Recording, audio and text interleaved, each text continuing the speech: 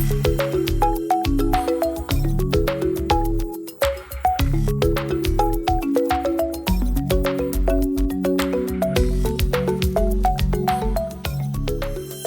everyone and welcome to one of Digital Transformation's live series episode. I'm Ali Soofastaei, an AI program leader in Valley and Soofastaei Institute CEO.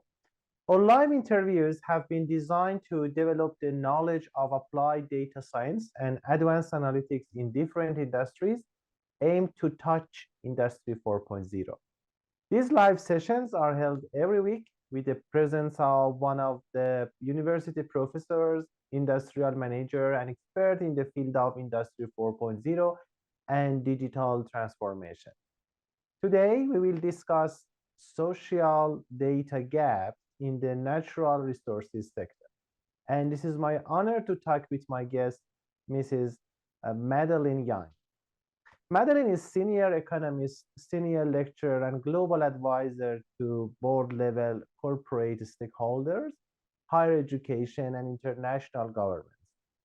She has won award-winning environmental social governance, or ESG, a specialist focusing on international economics, government relations, social impact, higher education, and particular field expertise in natural resources management. She specializes in government relations, stakeholder engagement, social impact, public welfare, CSR and ESG initiative, global higher education, and private public sector development. Welcome, Madeline, and thanks for accepting my invitation to be with us today. Thank you. Thank you so much for inviting me, Ali. It's really a pleasure to see you again online. Last time we got to meet was in London, I believe. So it's great to join you virtually like this. Thanks for joining us. As a first question, Madeline, I want to know what's the story that led you to your current role, or actually, what is your background? Thank you. I'll try to keep it concise, as I'm sure everyone could tell a very amazing story about their career and their background. So I've got a background in social sciences, and that was motivated by my very international family, very intercontinental experience. So I grew up between the United States and France, and then my late grandfather was from Guinea, which is a country in West Africa, just actually south of Senegal and the Gambia. And so I've always had an interest in geopolitics. I've always had an interest in issues between countries, sometimes conflict between countries, trade, economics, and that's driven by some personal interest. So I ended up taking in my undergraduate studies anthropology, cultural anthropology, because also very many different cultures that don't always match. All of us who are on the call who come from different countries and have lived in different countries, we can appreciate that different countries are quite different. And there are some aspects that kind of don't quite match up, but that's okay. So trying to understand different cultures was important because I had different realities to contend with and make sense of. And the sociology was just understanding people, how people work together, how people don't work together, when people are struggling.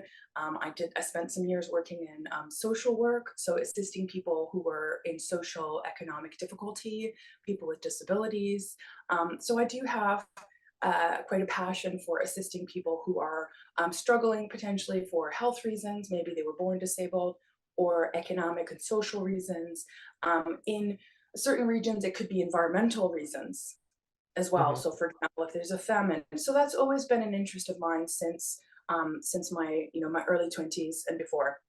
And I ended up so I ended up moving to France just to kind of solidify my French language so I could learn more about my family in West Africa as well. And that led me to working with the French government on some projects where we worked with foreign governments. So I had the honor of working with government officials from different countries and different regions. So I worked with government officials from the Gulf, from Qatar, from the Emirates, from North Africa, Libya, worked with Lebanon, including during an armed conflict they were having. So that was very challenging to support a client who is in war. So that was more geopolitics.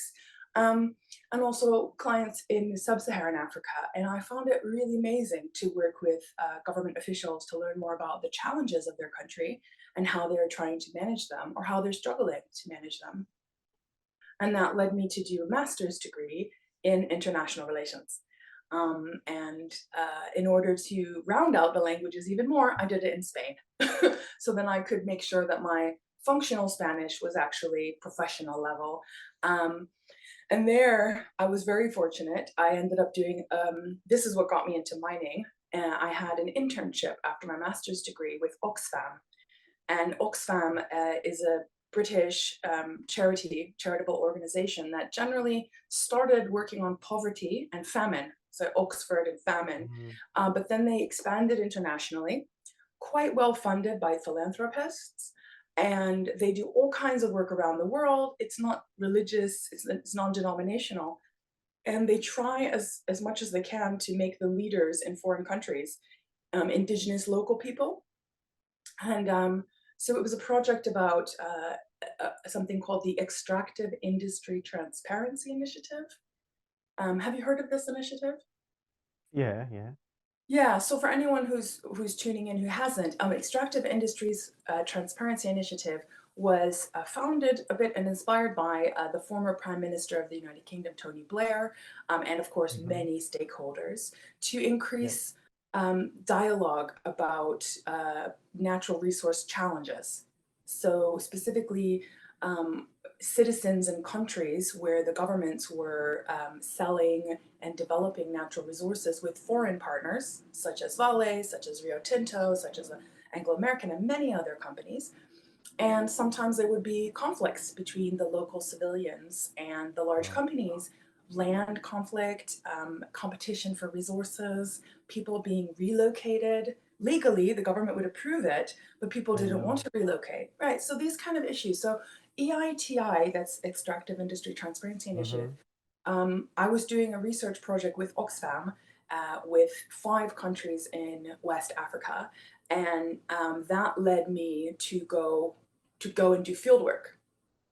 So I ended up going, and that was funded by the former Department for International Development of the UK. That led me to go do fieldwork in Nigeria on petrol conflict. So issues of corruption, environmental degradation, social impact, pollution, and then gold in Ghana. So talking to the Ghanaian government, Ghanaian citizens, Ghanaian-based gold mining companies. And so I've just continued to be kind of in this research space for quite some time and doing field work with local PhDs, local journalists, local civil society activists, all as much as possible. It wasn't me with an outside view, a foreigner without the cultural or linguistic understanding of the field, but me going with local experts who were qualified, high level, economists, social scientists, political economists, people who spoke the local languages, who also had a high standing with Oxfam, because Oxfam and major international organizations try to source the very top talent in all the countries that they operate in. And so often by partnering with international NGOs and local NGOs, you can identify relatively quickly the top civil society leaders. And that's kind of fueled my field work for years. I'm not sure how long you want this explanation to go on for. No, it was just the first question, and you talk I think 9 minutes for just first question. That's great. It's an amazing background, Madeline. I really, surprised. I'm not jealous because I had a chance to work in different countries and different companies, but your background is amazing. And Thank you. I had a chance to work for some prestigious mining companies, same as BHP, Anglo American, Glencore, Rio Tinto, and now I'm working with Vale. And I aware about the problem, the big challenge that we have with the society. And we need the urgent action to solve this problem, especially for some international companies, same as Valley, that they have mine sites and operation in different countries. We are Mm-hmm. now operating in 35 countries. In with the different culture, different society. We are operating in Mozambique, Indonesia, Canada, everywhere. So it's a very interesting and challenging topic for all of us. And one key point here is data, and this is the exact topic that we want to talk with you today, Mm-hmm. because if we want to study about the society, we are facing with the lack of data.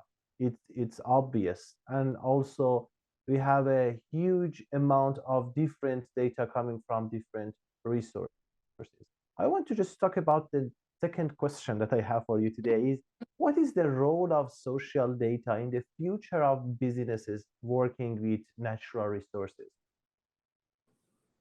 So I think that's a very key question. And the truncated version of of my intro, because I wasn't sure how long I had, I skipped two pieces, which is going to answer your question. So after I ended up working for a mining company in Congo, and I was head of CSR, so corporate social responsibility, which Yeah. was the predecessor to ESG. And we did social surveys. So I went along and did, environmental and social impact assessments. And one of the things that struck me, which is relevant to your question, is how much I cannot possibly anticipate what Mhm. civil society will say in a meeting. And I can't possibly anticipate or understand how different a social context is going to be until I'm literally sitting in a meeting with people, preferably in their region, in their area. And this is an experience I've had over and over again, doing social surveys, including things that you wouldn't be able to imagine in advance. And the PhD research that I'm doing is actually looking at the fact that um, large companies and even small companies, they're profit based, need to save time. Time is money. You're working on deadlines. You have, licensing deadlines. You've got government inspection deadlines. You've got your funders want to have your technical reports. You want your feasibility reports. You have all these different deadlines that are very technical. They're legalistic or they're linked to financing. And efficiency would be that you would provide, for example, mostly quantitative data, right? You would provide numbers, you would Mhm. provide statistics, because that's, you can go through it. It's easy to understand their numbers. If you can gather them, if you can measure, different levels of pollutants, you can publish that. You can measure numbers of people, you can publish that. But the challenge with social data is a lot of it is, I mean, a large amount of it is qualitative. And Oh, yeah. it's not only that, it's in language form. And not only that, the more remote your community, the more likely it is that they may be using a language that's not written. And some of them I may. see. So this is where you've come to the limits in a certain extent of being able to use quantitative data. Mhm. So I think in order to address social impacts, so your mining company, my mining company, anyone's mining company will have social impacts because there will be people in that land who were there before your company got there. And they might be traveling through the land or using it or living on it. And in order to really accurately assess those social impacts, you can't just measure them with machines. You actually need to have dialogue. And there's a certain amount of digitalization that can be done, but a certain amount of that digitalization isn't going to cover that sort of language based, especially indigenous language, especially non-written indigenous language. And one of the things that I'm thinking needs to be developed is a broader partnership between knowledge based data generation, qualitative Mhm. data generation, and that's not profit based, right? So people who are academics like myself have the ability to explore just for knowledge sake. And our deadlines are years deadlines because we're writing PhDs or writing papers. It's not the same as a business that would have a short deadline and a finance based deadline or a technical based deadline, and not necessarily looking for things that they don't expect to find. So I think if we can have a better partnership between researchers who are generating data in order to communicate it for academic publications or PhD or master's degrees, and profit-based businesses, we may be able to gather a little bit better quality data and also find innovative ways to digitalize it, and also working with local people, because a lot of this is we can't anticipate their needs unless we have a deep dialogue and they trust us, and they often don't trust companies. So I I see. think that's an advantage. No, I see. I see. So you mentioned a good point here, because always I say digital transformation in mining is a culture. It's not just technology. You are not talking about just data or system.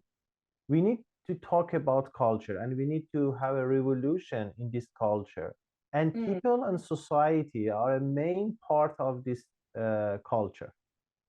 And maybe you are talking about the making the balance between quantity and the quality of the data. It means that we need to improve the maturity of data mhm, in our mining. But if you are talking about the machines, for example, I'm developing some application for autonomous fleets, where mhm, excavator, trucks, etc. But I'm working with machine, and mhm, many things it's predictable, because we can sense, we can respond, we can predict, we can do anything.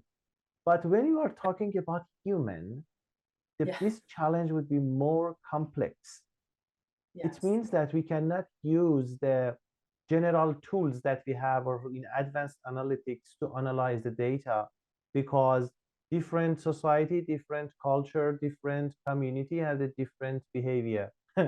So it's important to not only think about quantity and the quality, but also think about improving the maturity of the data based on the Mm, specific culture that you mm. want to develop your operation. Okay.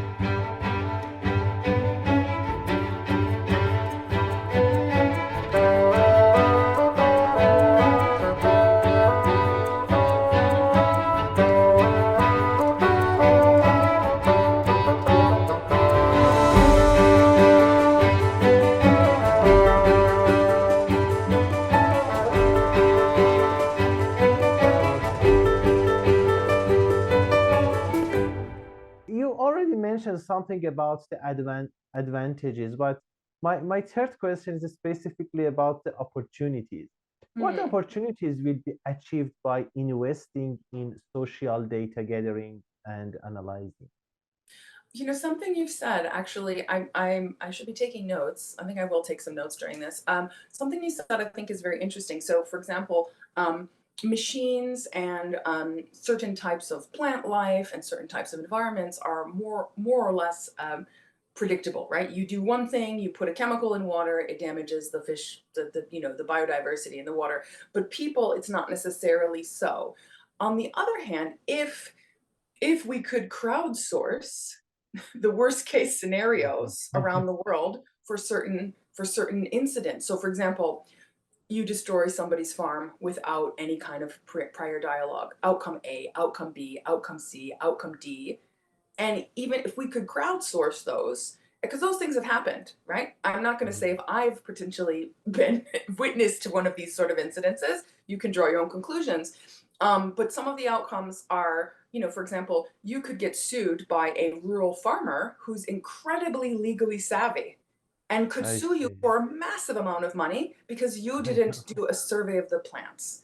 And so, if companies, for example, if we did some kind of academic researcher think tank crowdsourcing of very common experiences in mining, very common, right? You've polluted water, you've removed a water source, you've created water where there wasn't water before, you've had water that animals use, etc.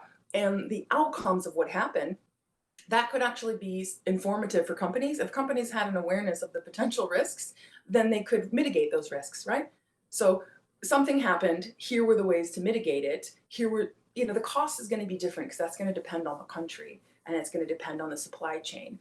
But helping companies have a better understanding of actual outcomes that have occurred on the field, I think could inform us to make better decisions, and then also have dialogue with civil society. Say, if this happened, what would be the outcome? And then you can actually have a discussion with about how you could mitigate that. So I do think there is a place for using data, qualitative data, to create kind of a, maybe, I don't know about AI, but a deeper data source where companies could actually consider the outcome instead of doing things somewhat risky and blindly, and not having a sense of what the outcome would be, which could be very costly for the company in terms of investments, in terms of recovering from any missteps that they've made. Perfect. So yeah, I had some other questions, but that you already answered the question. Thank you so much, because I wanted to ask about some data challenges and etc. But just based on my curiosity, it's not just uh, a technical question, but uh, I really like to know what type of approach can work in data analytics for society. We have two general approach. First is gathering data from Hmm. everywhere, Hmm. making a data lake or data warehouse, and then diving to the data to extract initiatives or ideas. Hmm. Is the first general approach. The second one started from some problem. We need to clarify what is the exact, for example, social problem, and then based on this problem, we can gather the data and we can analyze the data or something like that. What do you think about these two approaches? Because in some cases, maybe you can select the first one or second one. What do you think about these two approaches, starting from data or starting from challenge? Honestly, the more we're discussing about this, the more it is clear to me that we actually need to be doing both. Mhm. For example, having an understanding of a potential social impact, and again, I'm talking about negative social impacts. I'm more interested in solving problems. That's my focus generally, is where's a problem? Let's fix it. So having a sense of what the problem could be going into it, which would be the data analytics, is creating a trust of an ability for academics and mining companies to produce anonymized scenario data, right? So not, it could be maybe regional, but we wouldn't want to identify people's privacy, personal data or any kind of embarrassing, commercially sensitive information. But if we could create a scenario database of the potential actual outcomes that have happened, then the person going in to do the social survey would be more prepared for that. And I recently did some field work in Mauritania on the gold industry, and I came in with an understanding of gender challenges on gold mining sites, which is where you Mhm. often have a lot of men who are gold mine. You also have women who gold mine, but often it's a lot more men who are a bit more mobile and can travel in immediately, maybe have sometimes culturally fewer family obligations and can and travel. They travel in, and then there's a large concentration of men in a region, and that, in my understanding, could put women at risk because there's a lot of men who want to meet women, and if it's a very conservative culture, they can't have relations outside of marriage. And so I'm thinking, well, this is going to put women in danger. And when I did field work, I learned that my impression was incorrect. It was more complex than that. Was that, in fact, they needed to be able to get married on the mine site because it's a very conservative Muslim country. And so, in order for you to manage that gender dynamic, you need to have religious marriage accessible on the mine site. And that was I actually what see. came out of my social discussions, which I never would have imagined. I say, oh, mindsight, oh, wedding, what? But that's how to deal with that social impact in that cultural context, which all of my excellent research could not have prepared me to know until I sat down with people and they trusted me enough to talk me through it. So I think both of those approaches are important. Mhm. That's great. So your examples are very interesting and sweet. I really like your examples. So, and I believe that it's very interesting for our audience as well. So I want to ask you to give us this opportunity to have more examples. Can you give examples of how social data can practically impact, for example, ESG project results? So in terms of ESG, when we talk about ESG, there are some challenges here. So on one hand, social in terms of Mhm. ESG, it, some people would think of social in terms of let's do something nice for the local population, right? And that could be anything.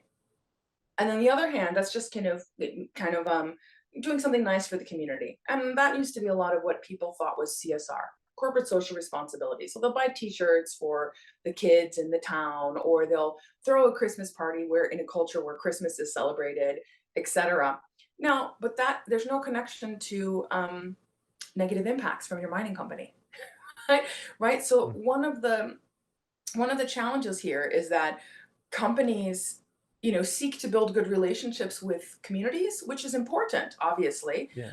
but you've got several very big difficulties. Is if we are working in underserved communities in any country of the world, because all countries of the world have underserved communities that have fewer public investment, fewer infrastructure, fewer businesses, fewer jobs, potentially electricity issues, potentially poverty.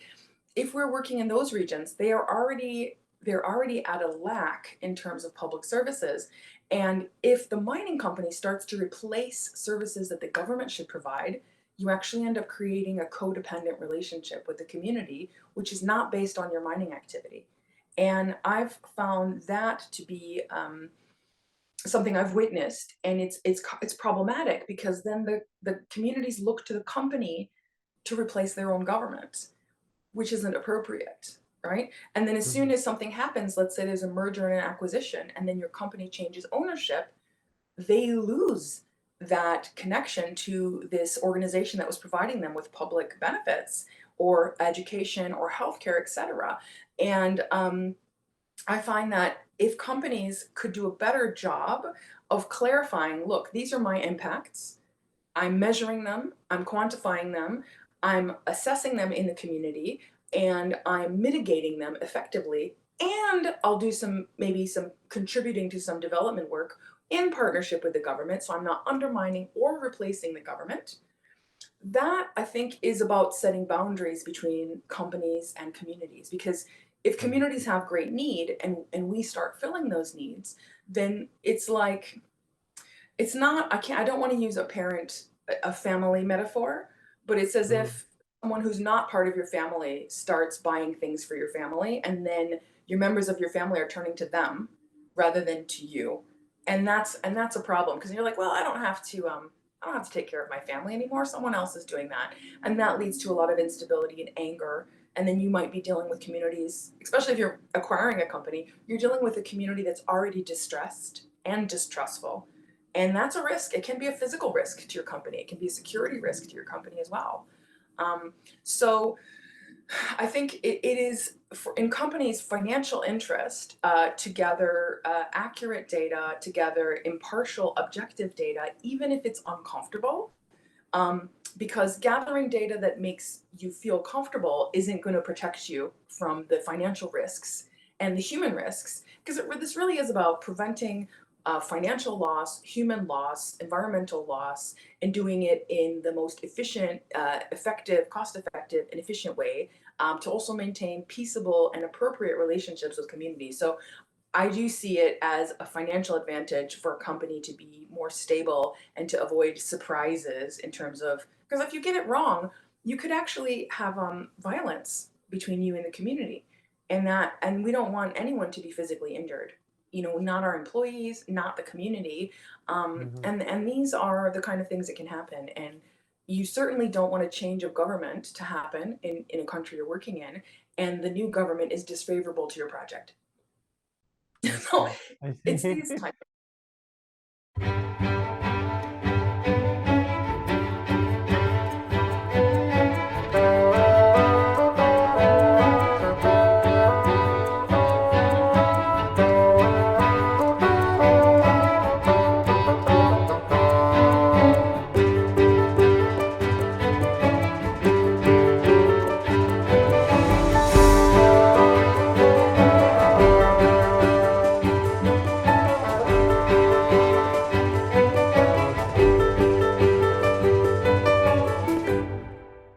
Let's do just change the atmosphere, because we need to think about digital transformation, Yes. specifically in your area.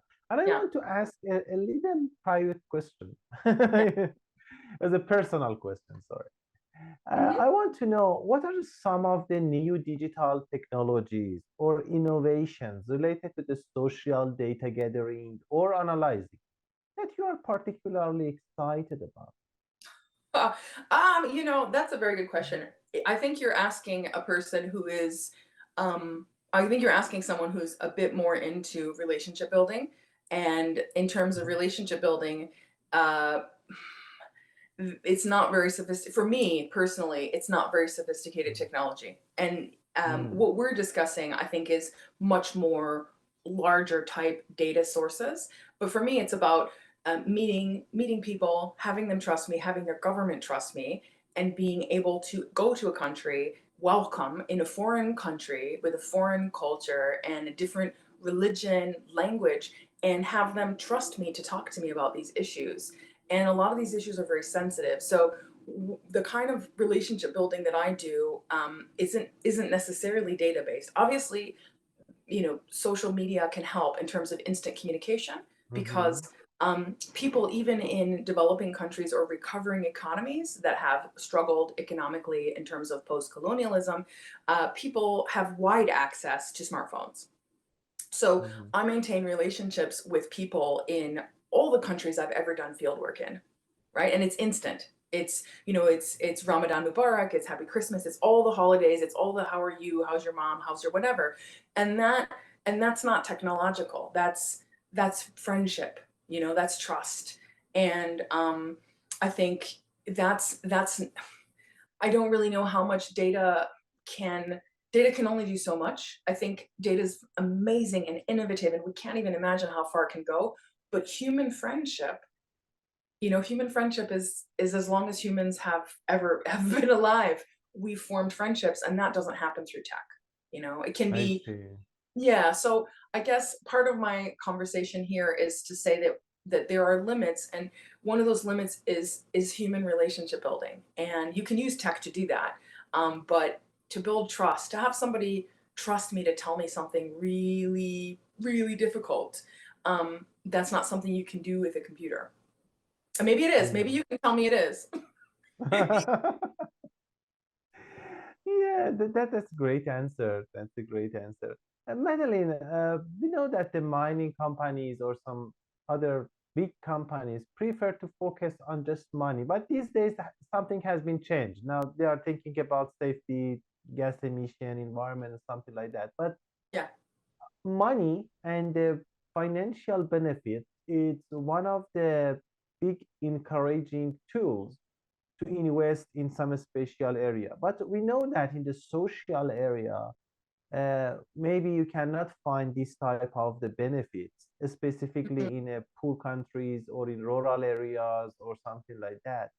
Yeah. What benefits have you seen encouraging companies to invest in social data, particularly in poor countries or in a rural community? So the reason that's a very good question. It's not that people are doing it.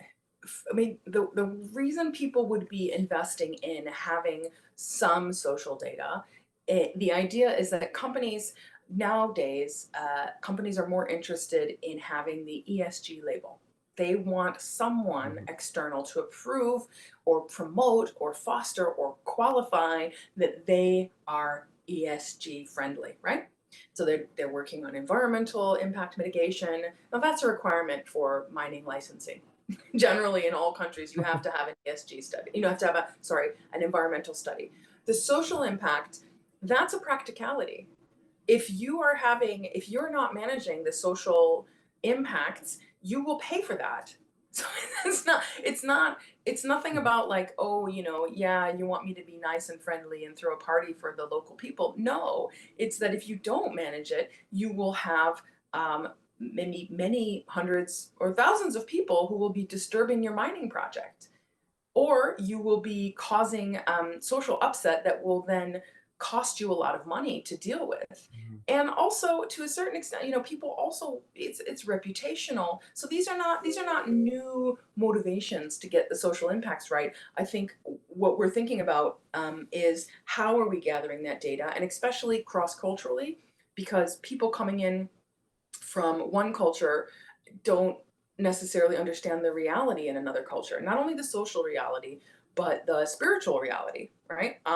I've been honored to meet one of the four kings of Congo, the Republic of Congo, Mhm. and the kind of discussions in terms of his authority over our mining project region is not something that a European mindset would generally understand because of spiritual and cultural issues that are beyond, let's say, a Judeo-Christian Muslim mindset, because it's a very, very different religious context. And the king is also a religious figure in their traditional Vili religion. And so, in order to do social impact mitigation, you'd also have to understand their own religious and cultural land management, because a lot of it's land-based, water-based. For they have sacred forests, they have sacred rivers, and those kind of concepts don't necessarily translate well. So a river, you pollute a river, if it's a sacred river where some entity, a spiritual entity lived, you can't mitigate that. You've damaged a spirit. I mean, it's not, it's, and that's really hard. If you're gonna work in a community and you can't have an understanding and a respect for that and a way to mitigate around something that in your belief system doesn't exist, this is the, and then you can cause irreversible loss of cultural patrimony. And some people say, well, I don't care about that. It's like, well, is that really the kind of company that you want to be? Is you're destroying, imagine any sacred site in a religion, you've just destroyed that. This is the type of thing. It's human. It's about human rights, but it's also just about a practicality. If you do that, you've now created a very large population that has animosity towards you, and that's gonna impact your mining project over the years, because some of them will be your employees, and some of them also will be related to government officials. You can accidentally be hiring people who are linked to the government, and that happens. I've seen that happen on a mine site. I show up with the government inspection team. The secretary comes out and kisses one of the people we just bring to the office. It turns out it was her mother, and she could potentially be passing information to the government. I see. It, I see. no, it's quite deep. I mean, social Mm, intelligence. I think you can use data to do that, but you also need human intelligence to do that. So you'll need a person who has an understanding and a respect for these social impacts to be able to use your data sets, to be able to use your scenario sets, to be able to have the dialogue with the I community. know. And when that person leaves, you need to replace them with another competent person. So I do see ESG as a very powerful risk mitigation tool for companies, and it's increasingly demanded by finance. People want financial companies and investors. For example, I wouldn't invest in a company that had questionable social impacts. I just would not. And so, people who are high net worth individuals, smaller investors, it can change our investment behavior if a company has gotten those things right. So I think we can improve the way we gather social data, which will improve the sustainability of mining companies and reduce, harm to humans and environment. I know, I know. Madeline, I honestly, this is one of, it was one of the best interviews that I had because the topic is very interesting. You are talking about digital transformation, but in another side, we have human and we need to think about the people and how we can tackle with this challenge to have, improvement in our work when you need to adjust the human with to digest the new technology.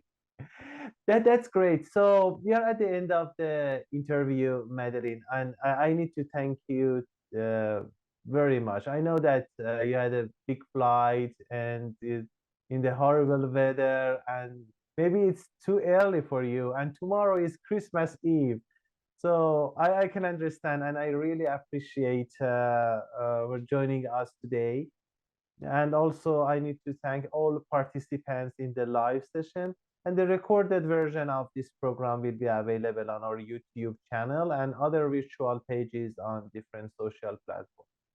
Thank you to all of you, and I hope you have benefited from the discussed topic and hope to see you again the following events. I really like to take this opportunity to say Merry Christmas to everyone and Happy New Year in advance. Madeline? Thank you very much for hosting me. I really have appreciated it. I want to talk to you more about data gathering. I have some plans, Sure, sure. and Maybe next time, I next also year. next year. So I also wish everyone who's celebrating Christmas a very, very merry and happy Christmas. Anyone who's celebrating Hanukkah, happy Hanukkah. Anyone who's celebrating Kwanzaa or other cultural religious holidays. Anyone who's just taking a break because of that. Excellent. Yeah, And for thank you sure. so much. I For really look forward to discussing AI and digital solutions with you in the future. Thank you so much and have a great day. Thank you. Thank you. You Bye-bye. too. Bye.